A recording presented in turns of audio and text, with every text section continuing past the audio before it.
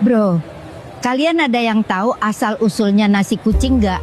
Kita kembali ke Jawa Tengah. Jadi gini bro, nasi kucing adalah kuliner khas angkringan dari Jogja, Solo, dan Semarang yang muncul sejak tahun 1942.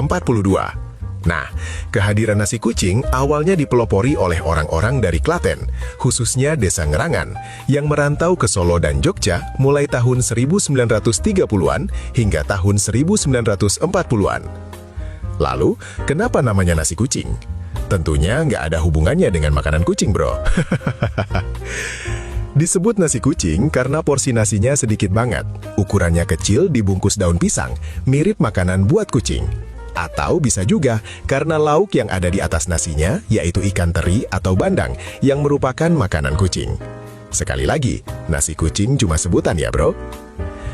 Nasi kucing terkenal karena harganya yang murah, dan biasanya disajikan dengan aneka sate, kayak sate telur puyuh, sate usus, dan gorengan khas angkringan.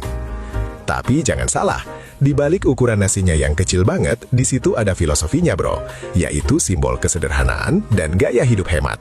Selain itu juga merupakan budaya Jawa. Kalau makan itu nggak boleh sekaligus banyak, harus sedikit-sedikit. Alias, cimit-cimit.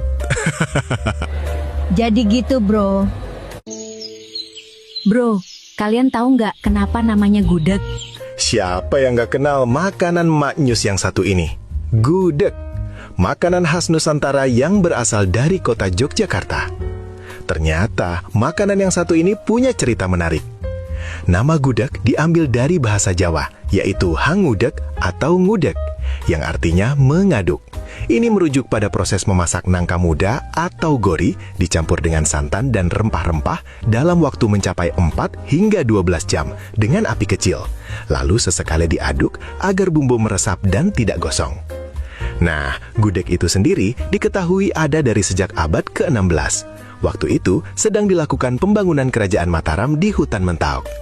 Di hutan tersebut banyak pohon nangka dan kelapa yang akhirnya diolah menjadi makanan yang kita kenal dengan gudeg. Warnanya yang coklat kemerahan menjadi ciri khas yang berasal dari daun jati pada saat proses memasaknya. Biasanya, komponen pendamping gudeg adalah krecek, opor ayam, dan telur pindang yang bisa disajikan sebagai gudeg basah dan gudeg kering yang bisa bertahan hingga 1 tahun, sehingga sering menjadi oleh-oleh khas Jogja yang populer. Nggak cuma itu, gudeg juga punya filosofi, yaitu nilai kesabaran, karena proses memasak gudeg benar-benar memerlukan kesabaran. Alon-alon asal kelakon.